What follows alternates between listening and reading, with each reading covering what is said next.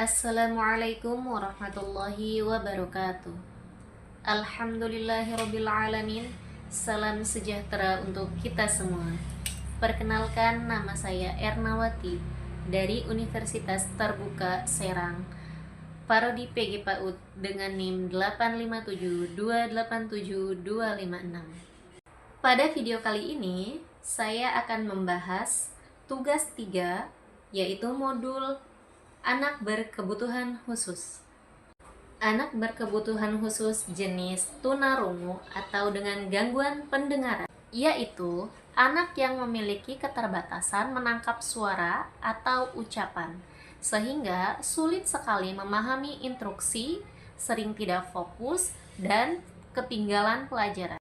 Dan yang saya bahas, kondisinya diperberat karena kurangnya pendampingan intensif di rumah. Jadi, Ananda adalah seorang anak yang tinggal bersama dengan neneknya sejak kecil. Ibu Ananda saat ini sedang berada jauh, bekerja di Arab Saudi, sedangkan ayahnya bekerja serabutan untuk memenuhi kebutuhan sehari-hari keluarga. Karena kondisi orang tua yang tidak bisa selalu mendampingi, neneklah yang menjadi sosok utama yang merawat, mengasuh, membesarkan Ananda dengan penuh kasih sayang. Berdasarkan keterangan dari nenek, Ananda diketahui memiliki gangguan pada fungsi pendengarannya. Namun, hal ini tidak menghalangi kemampuan berkomunikasi Ananda. Salah satu hal yang menarik dan patut diapresiasi adalah kemampuan bicaranya. Meskipun Ananda memiliki keterbatasan pendengaran, Ananda mampu berbicara dengan menggunakan kata-kata layaknya anak-anak pada umumnya. Suaranya jelas dan ia bisa menyampaikan apa yang ia rasakan atau ingin dengan cukup baik.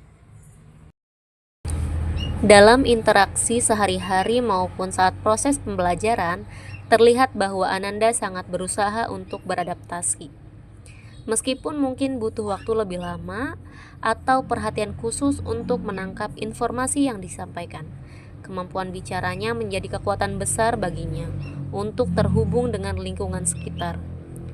Ia adalah anak istimewa, tumbuh dalam kasih sayang neneknya, dan memiliki potensi yang baik asalkan diberikan pendekatan serta metode pembelajaran yang sesuai dengan kondisinya.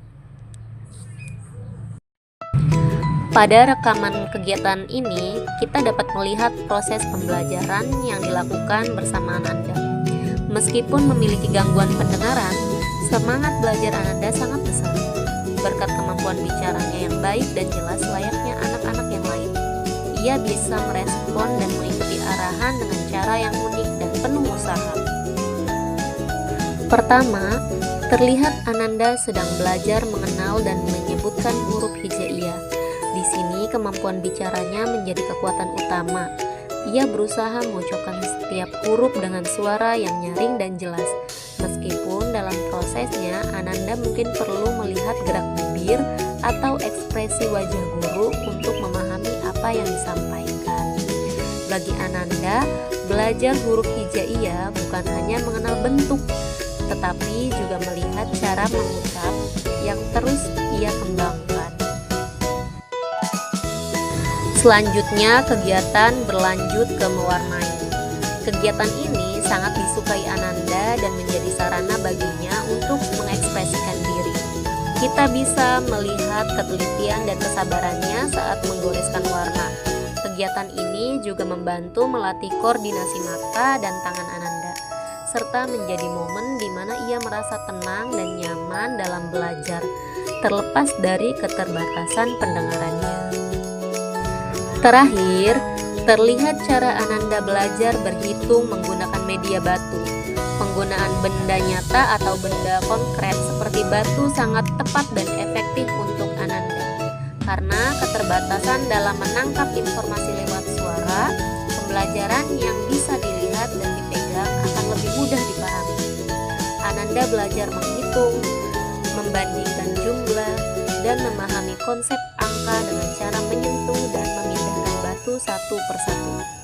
Ia terlihat sangat fokus dan antusias saat melakukan kegiatan ini. karena Ananda bisa langsung melihat hasil hitungannya sendiri. Secara keseluruhan, setiap kegiatan ini disesuaikan dengan kelebihan dan kebutuhan Ananda. Pendekatan pembelajaran yang mengutamakan penglihatan, sentuhan, dan pemanfaatan kemampuan bicaranya terbukti membuat Ananda tetap aktif, berpartisipasi, dan menikmati proses belajarnya dengan gembira. Dalam proses pembelajaran, metode yang menggunakan benda nyata, media visual, dan aktivitas yang melibatkan gerak tangan seperti menghitung dengan batu, mewarnai, dan latihan mengucapkan huruf hijaiyah terbukti sangat efektif dan mudah dipahami oleh Ananda. Kondisi pendengarannya tidak menjadi penghalang utama selama pembelajaran disesuaikan dengan cara ia menerima informasi, yaitu lebih banyak melalui penglihatan, sentuhan, dan praktik langsung. Kemampuan bicaranya menjadi jembatan utama bagi Ananda untuk berkomunikasi, mengekspresikan diri, dan menunjukkan bahwa ia mampu mengikuti pelajaran dengan baik. Berdasarkan hasil observasi dan rekaman kegiatan pembelajaran, dapat disimpulkan bahwa Ananda adalah anak berkebutuhan khusus dengan gangguan pendengaran, namun memiliki kelebihan luar biasa pada kemampuan bicaranya yang sudah berkembang baik layaknya anak seusianya. Tumbuh di bawah asuhan neneknya dengan dukungan orang tua yang bekerja jauh, Ananda memiliki semangat belajar yang tinggi dan ketekunan yang patut diapresiasi. Demikian laporan observasi dan dokumentasi kegiatan pembelajaran dengan Ananda. Melalui video ini, kita dapat melihat bahwa setiap anak memiliki cara dan keunikan tersendiri dalam proses belajar, termasuk anak berkebutuhan khusus. Peran pendidik dan keluarga sangatlah penting dalam memberikan pendekatan yang tepat, penuh kesabaran dan kasih sayang agar potensi yang ada pada diri anak dapat berkembang secara maksimal. Besar harapan saya, Ananda senantiasa mendapatkan dukungan dan bimbingan yang terus-menerus sehingga ia dapat tumbuh menjadi anak yang mandiri, percaya diri, dan mampu mengembangkan segala kemampuan yang dimilikinya dengan baik. Sekian dari saya, terima kasih atas perhatiannya. Wassalamualaikum warahmatullahi wabarakatuh.